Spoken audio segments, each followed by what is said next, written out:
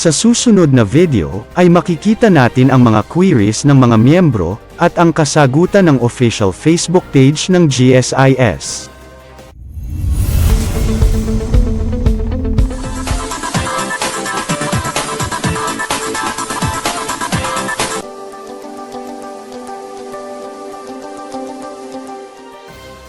Magandang araw po sa lahat, lalong-lalo na sa mga kapwa nating mga guro, at mga aktibong miyembro ng GSIS.